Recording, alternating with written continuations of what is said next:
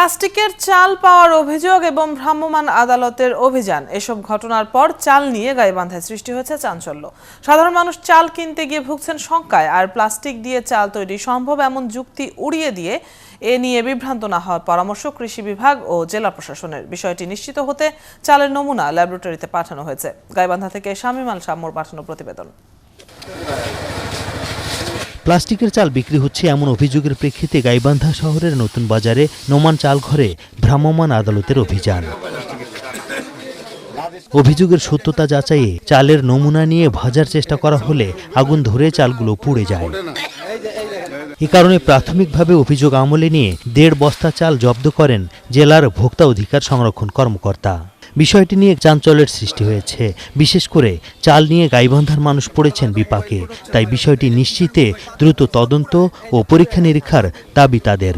অন্য চালের যে স্বাদ এই চালটার মধ্যে সেই জিনিসটা নাই।